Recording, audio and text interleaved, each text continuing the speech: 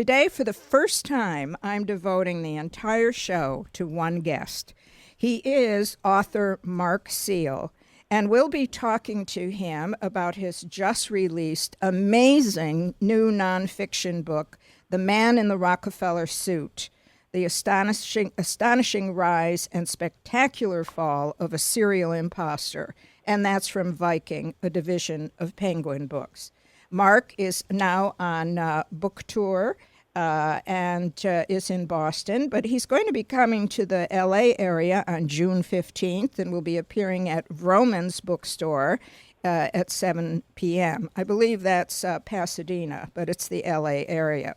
Let me tell you about Mark. He's a contributing editor at Vanity Fair and the author of the critically acclaimed book Wildflower, An Extraordinary Life and Mysterious Death in Africa, about the murdered wildlife filmmaker and naturalist Joan Root.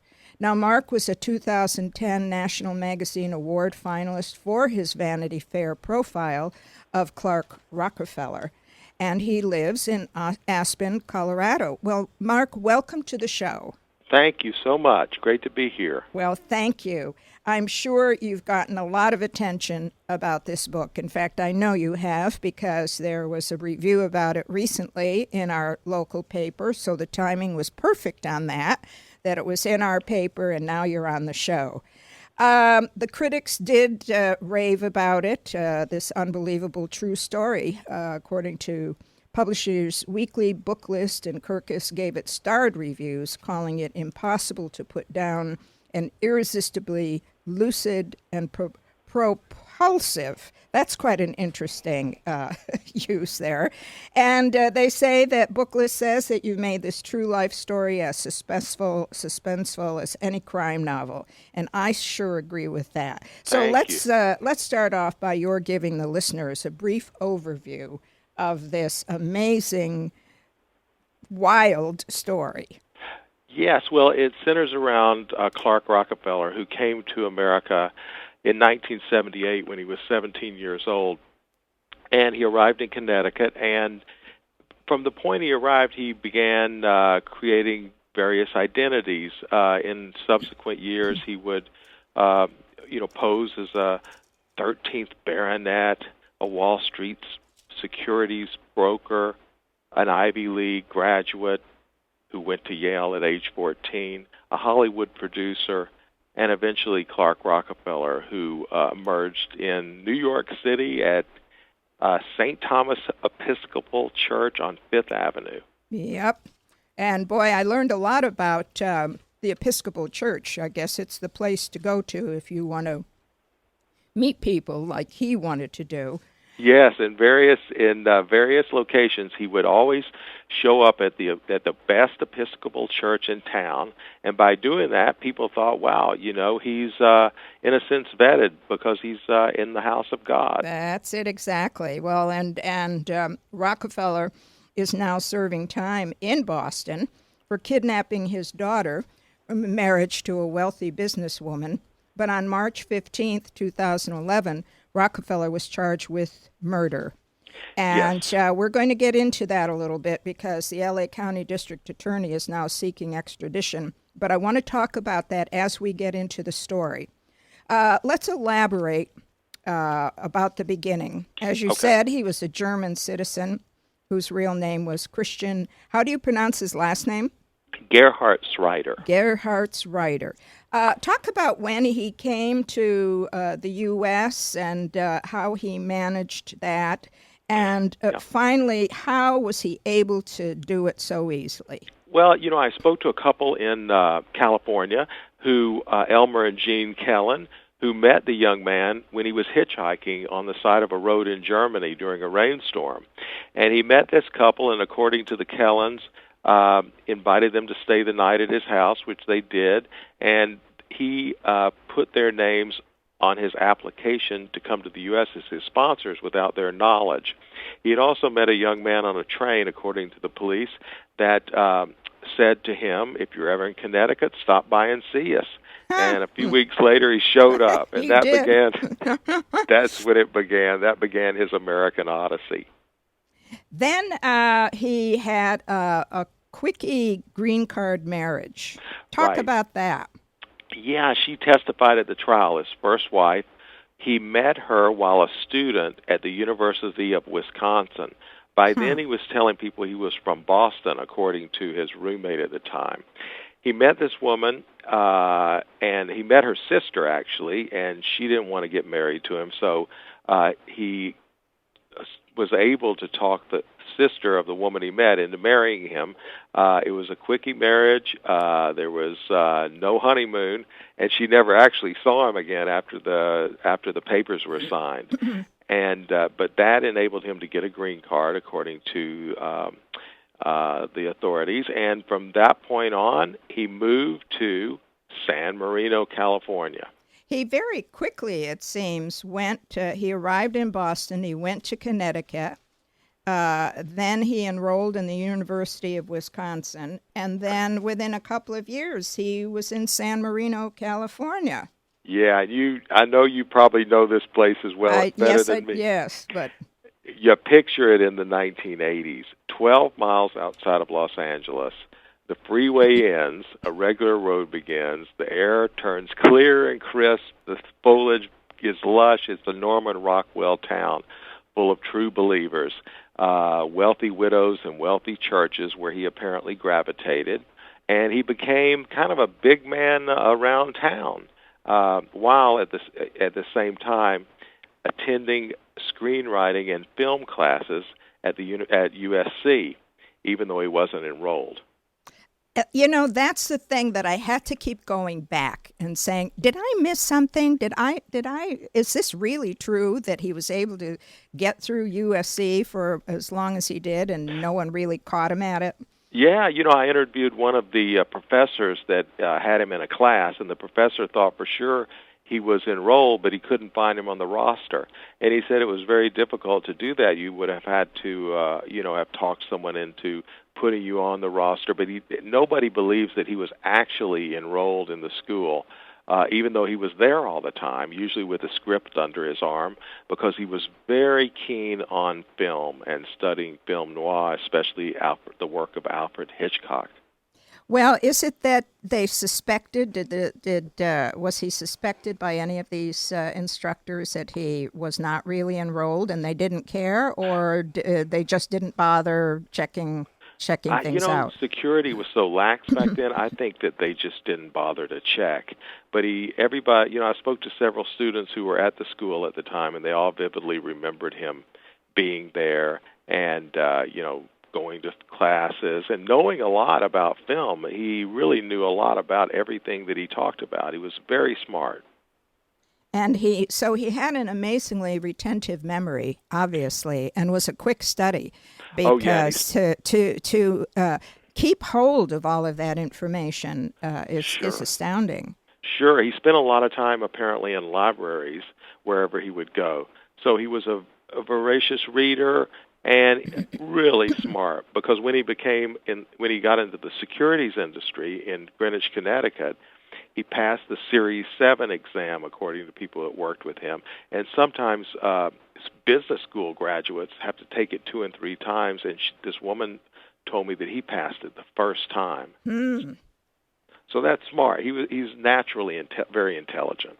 Now, you went back to the place where he was born, did you not, in Germany? Yes. Mm-hmm.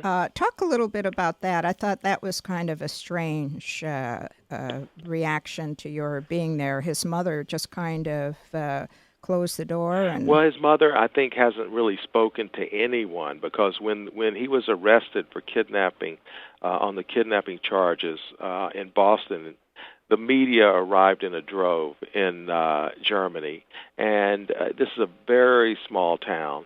And I think that, the mother hasn't spoken to anyone since that happened. How about how old is she now? Or is she still alive? Or yes, she is. The father's passed away, but the mother's still alive. I believe she's in her 70s. Mm-hmm. Well, and that had to be an embarrassing... Sure. I mean, the media never comes to this little town, and pretty soon they were everywhere, because of this. Yeah. Now, I'd like to go back to San Marino, too, because a lot was reported after Rockefeller's arrest in 2008, but his Right. full story has never been told, and you have managed to acquire a lot of information that wasn't known and is in this book.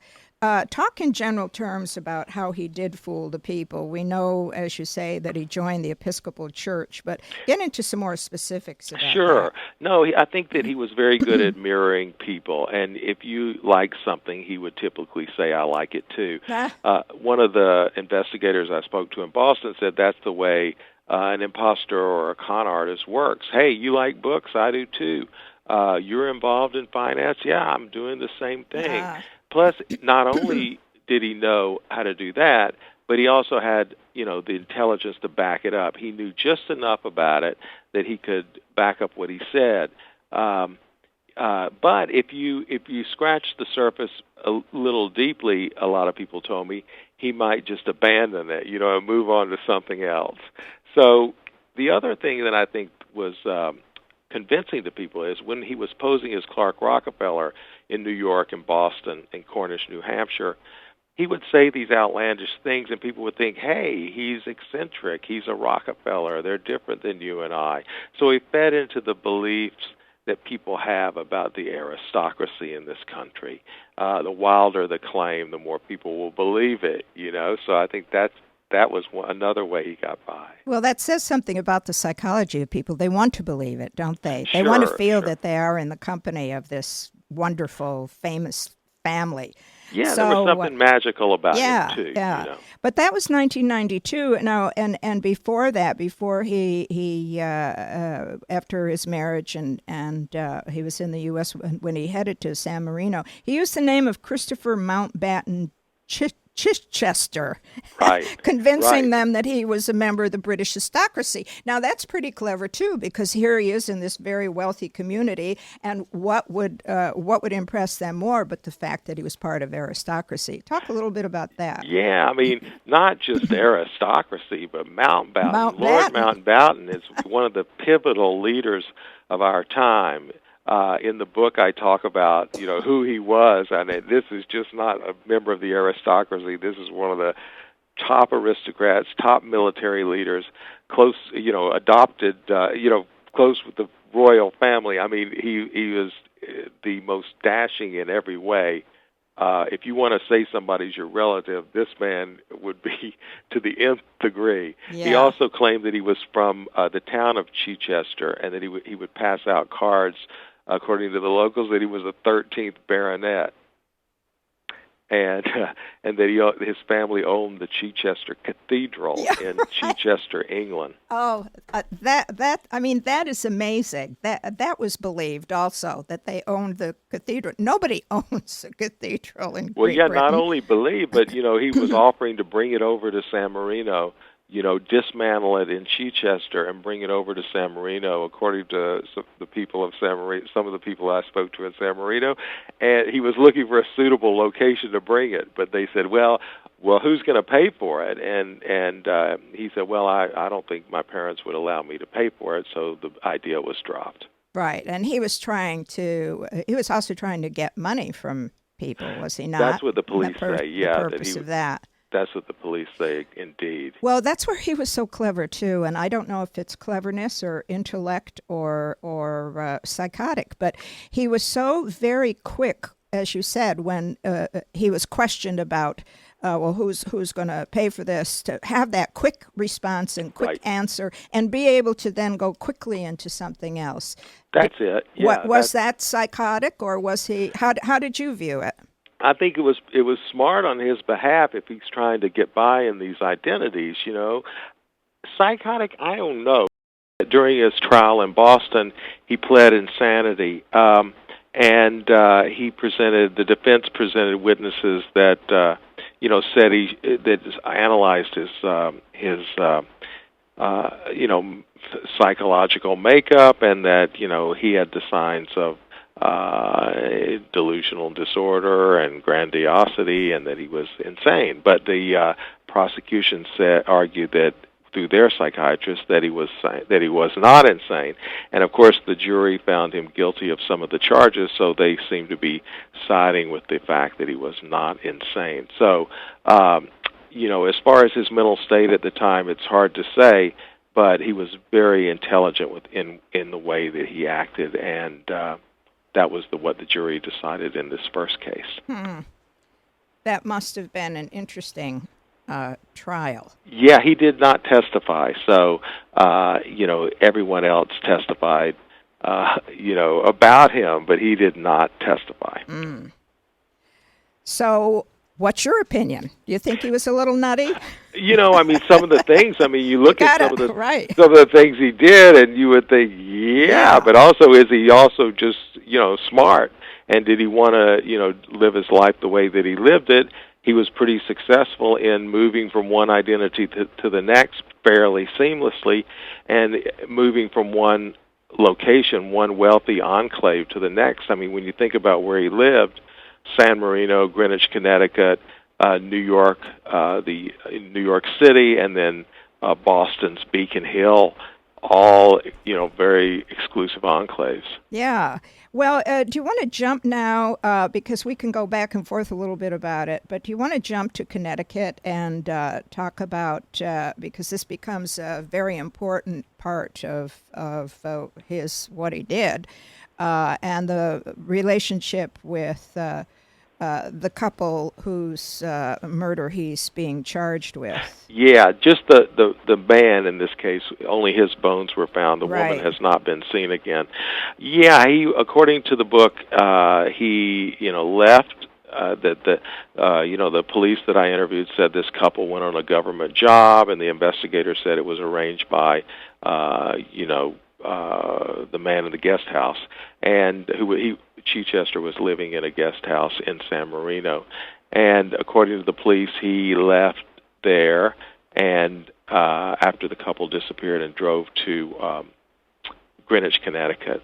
And the police say he was driving their truck, the missing couple's truck. Yeah. So this was in 1985 when he was living in the guest house. In 86, he resurfaced in Greenwich. So yes. What were you able to find out about the time that he spent in the guest house and then when he resurfaced in Greenwich? And he was going by another name, Christopher Crowe. Yeah, so he, in the book, I get into all the different theories and on why these things happen. Right. But it's safe to say that he arrived in Greenwich, Connecticut, not as Christopher Chichester anymore, but as Christopher Crowe.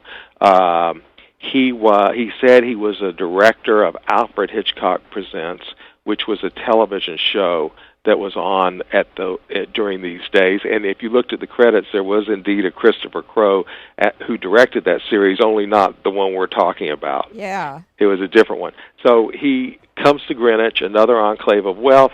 He gets a room in a mansion there, a very large estate.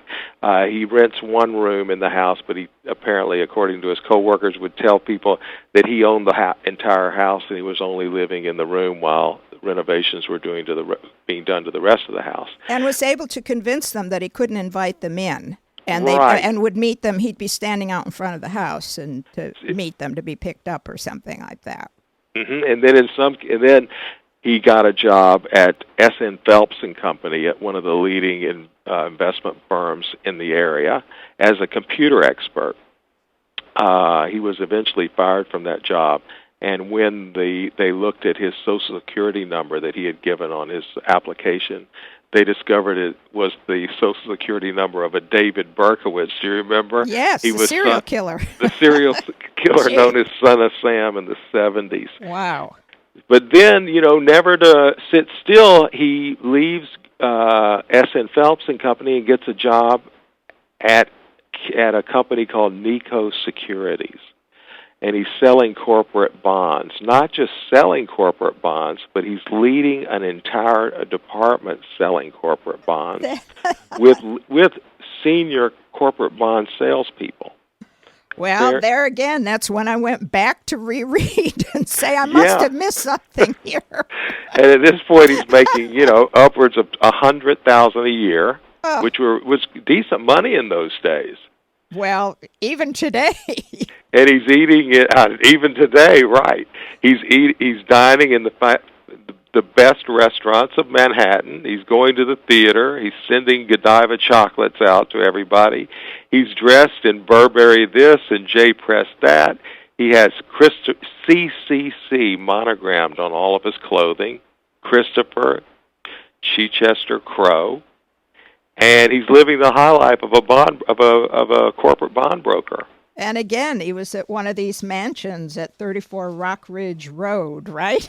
Right. One of the best streets in Greenwich. I went by there the other day. I was in Greenwich, and this house is unbelievable. It's a different house than when he was living there, but it's at least a 5-acre estate. Yeah. In Greenwich. And, Greenwich is a very wealthy town. Oh, yes, it is. Again, he's at the Episcopal Church, in this case Christ Church, where Prescott Bush was a member. The Bush family, and also a lot of other very wealthy, aristocratic East Coast families.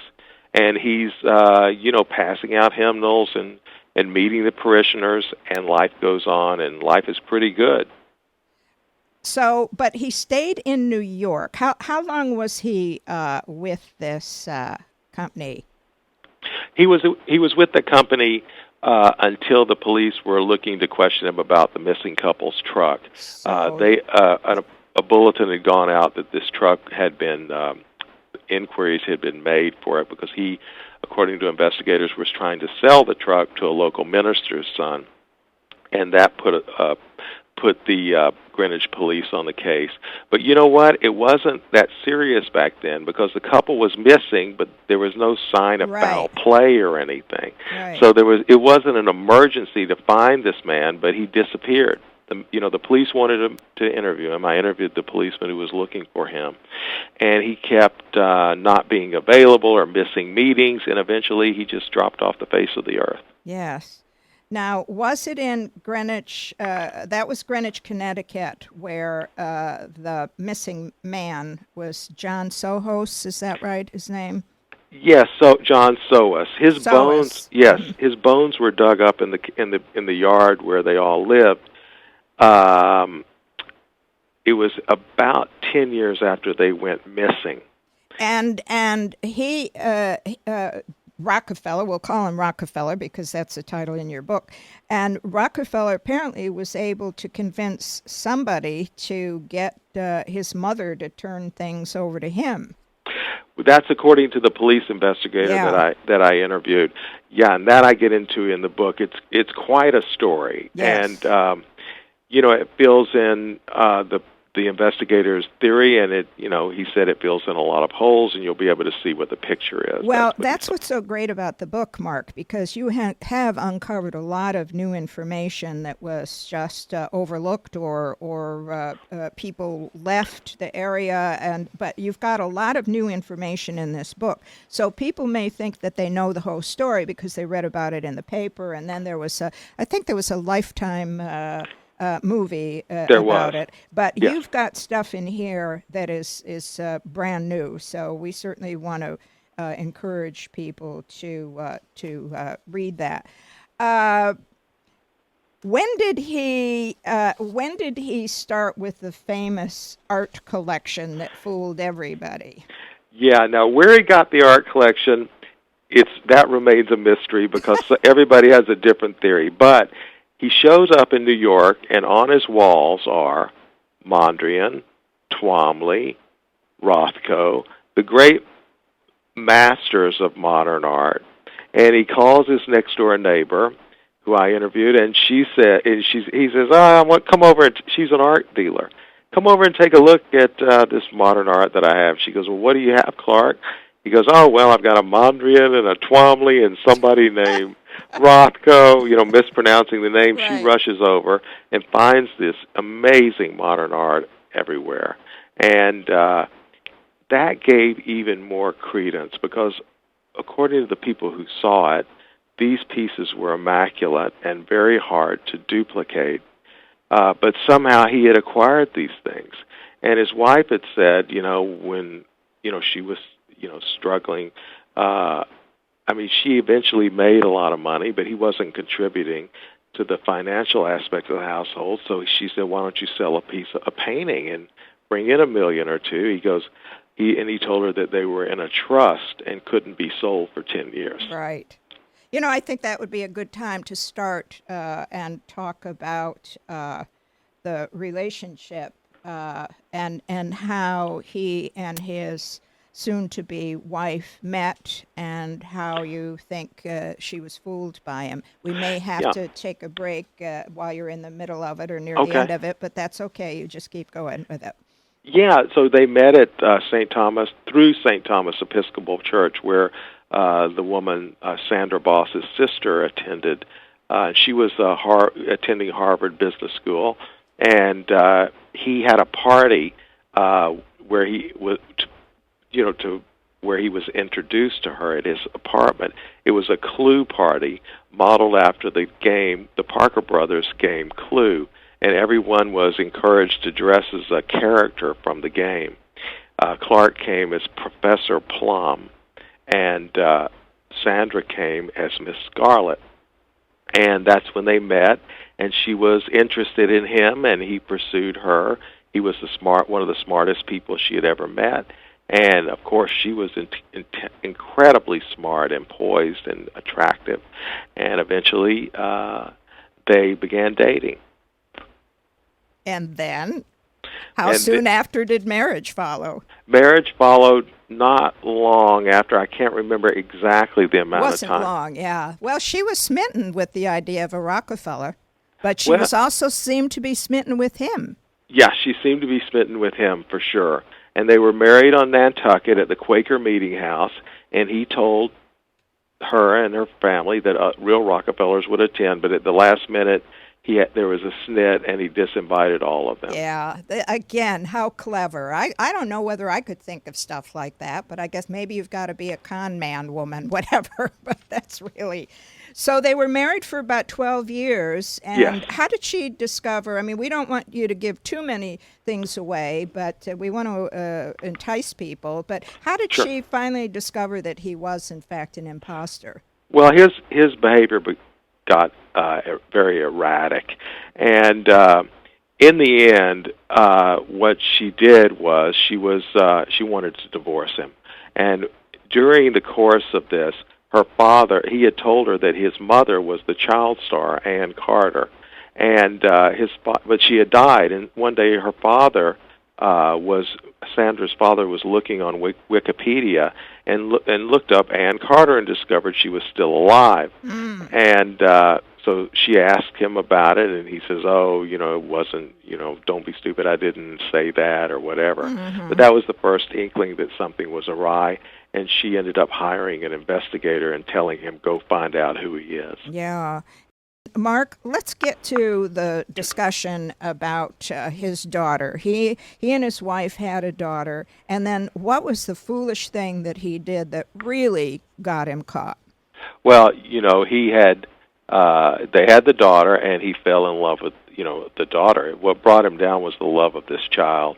He had successfully fled all remnants of his past so many times, but now he had an anchor, according to the people I interviewed, something he couldn't escape, something he couldn't con, someone who he fell in love with. And so after he lost custody of his daughter in the divorce, he apparently set up this plan to get her back. And how old was she at the time? She was 7 at the time. And so he kidnapped her or abducted her off the Boston street corner and went on this, he disappeared. And for a few days there, they didn't know who he was or where he was. They tried to put in information about him and found out he had no record of being Clark Rockefeller or no identity before becoming Clark Rockefeller.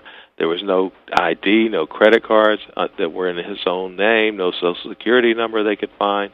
He disappeared off the face of the earth. But at the same time, they put up a wanted poster, and people would call in saying, "I knew him as Christopher Chichester in San Marino. I knew him as Christopher Crowe in Greenwich. I knew him as all these, Clark Rockefeller in New York." So the authorities knew then something was up, and eventually they found out where he was. He was in Baltimore in yet another identity, Chip Smith, the high seas ship captain. And he had his 7-year-old daughter with him. He did. He had hatched an elaborate plan to take her, and he had all these different people set up to drive him. None of them knew what he was doing. They all thought they were just driving Clark Rockefeller for a sailing date, you know. And pretty soon the lid blew off this 30-year reign, and so the police arrested him in Baltimore, and that's when he was, unmasked in a way. And when was he put on trial? Was that in July of 2008, or was that when he was arrested in 2008? He was arrested in 2008, July. He went on trial in May of 2009. Mm-hmm. Now, what did you learn? What can you tell us about the trial itself, just briefly, so we can get... Well, all the people, not all, but so many of the people who testified who knew him, including his ex-wife and his first wife, the one that who helped him get the green card. Both of them testified, as well as people who knew him. The police who investigated him testified. Everyone, it was about a couple-week long trial. Very interesting. We would, in the press box, we would sit there with our mouths hanging open half the time when we heard the people say all the incredible things he told them. I think that's what I look like when I'm reading the book. I think my that he went to Yale at 14, right. That he was, worth $400 million, that he lost all his family money when his father was sued by the Navy and he had to settle the case, when he was rendered mute, when he fell down the stairs at his mansion on Sutton Place, his townhouse, on and on and on and on. We were just sitting there, we couldn't believe it, all the things that came out. Well, now, were you most impressed with his wife, Sandra Oh, Boss? yeah, she was the star. She was the star of the trial. She walked in and she was confident, and you just thought, wow. I mean, she was very impressive on the stand. So she came across that way. She didn't come across as a woman scorned, or... No, not at all. Show her anger? Or... Well, when she looked at him, there was you could sense that she wasn't happy. I mean, the things what he had put her through, and so you could sense that. But, she was very professional on the stand.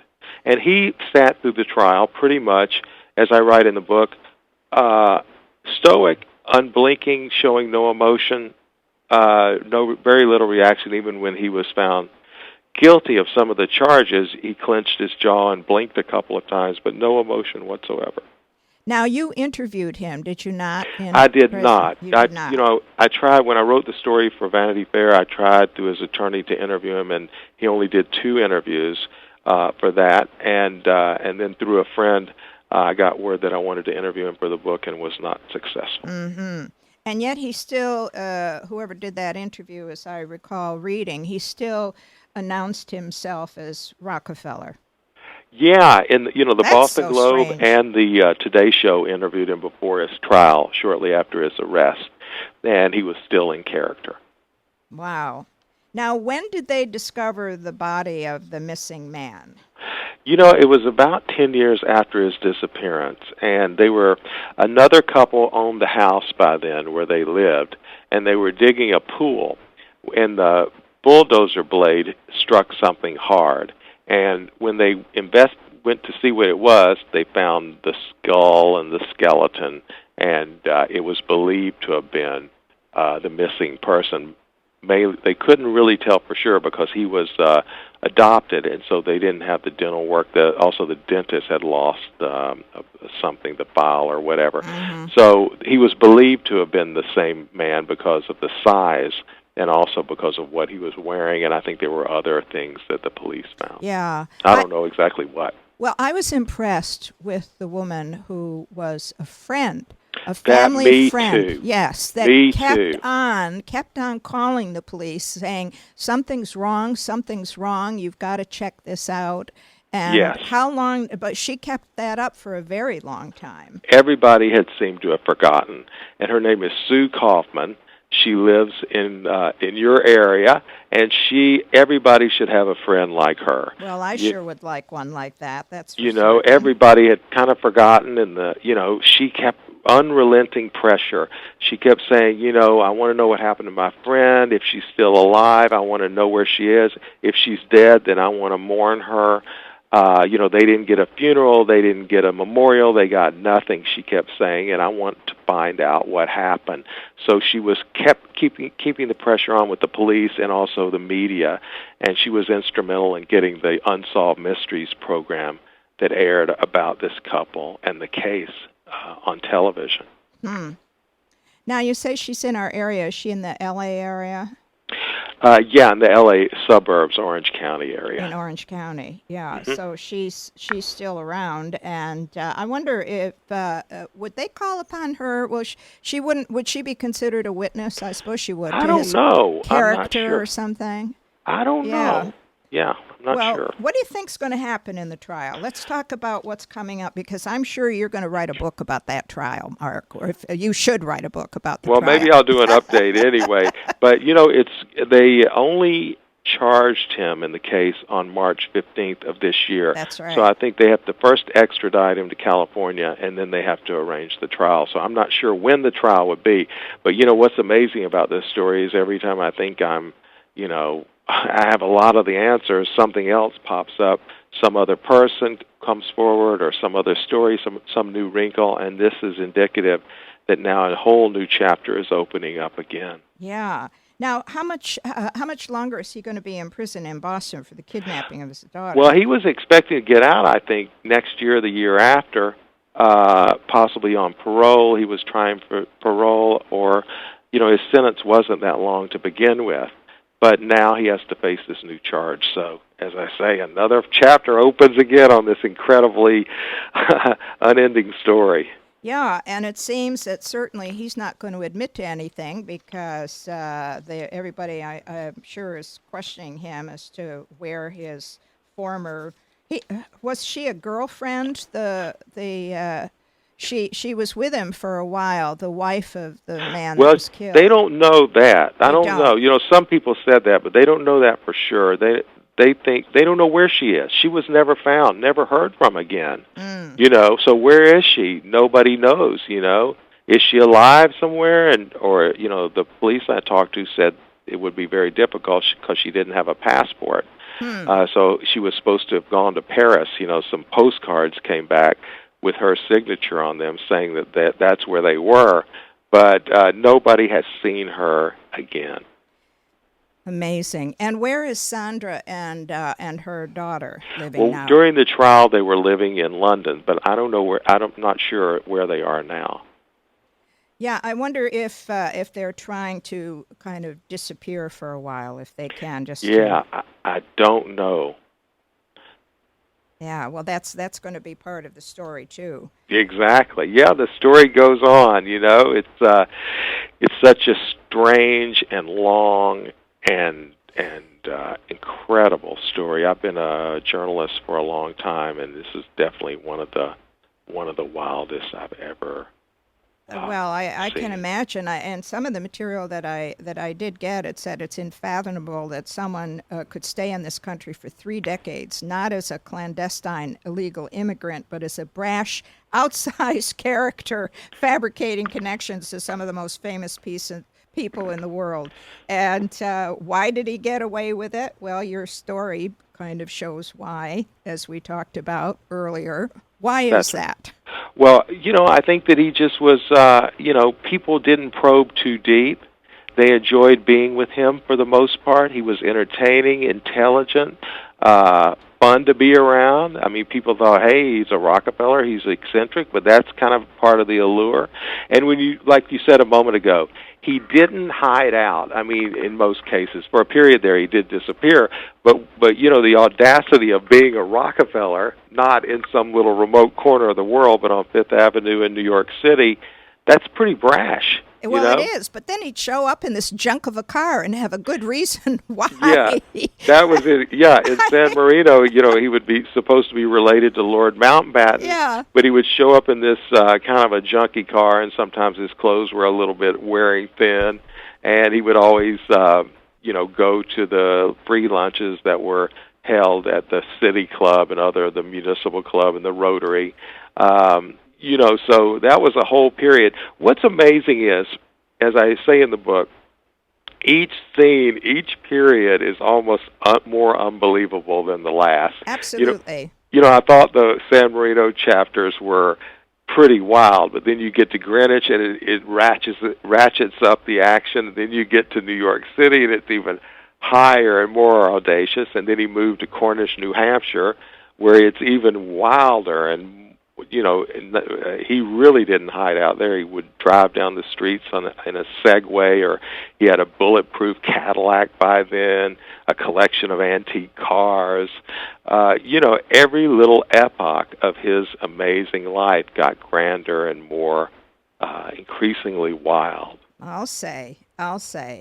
Well, I want to mention the fact again for those people that are going to be in the LA area on June 15th, that Mark is going to be at Vroman's bookstore at 7 p.m. talking about this wonderful book. And then for those of you that are listening online, he's going to be in San Francisco on the 16th of June at the Book Passage, which is in the Ferry Building. That's at 6 p.m. Then he goes to Denver on the 17th and Aspen, Colorado on the 20th. And then I guess you're going to take a little break. Is that right? Exactly. How long did it take you to do this book? Well, it was about 2 years of research and, about 6 months of writing and, fact-checking and editing and on top of that. So it's been a wild and unforgettable journey. That's to say the least. Well, I'll say it is. And what is if you had to say what was the most shocking thing out of all of these things? As you say, it's one shock after another. What was the most shocking thing? Well, just the fact that he was able to keep moving and come up with these incredibly complex personas. I mean, I have trouble remembering, one. Just think about it. I mean, you are who you are, but could you really come up with 5 or 6 other? Oh gosh, no. We all have trouble remembering who we are. To be true to ourselves. Yeah. I mean, we have our own biographical information, but to come up with, he was smart. That was the great thing. And we're going to have to end on that, and because we are out of time, Mark. But I want to tell you, this is a great book, and I hope all of the rest of your book tour is going to be great. And good luck to you. Thank you so much for having me. Thank you.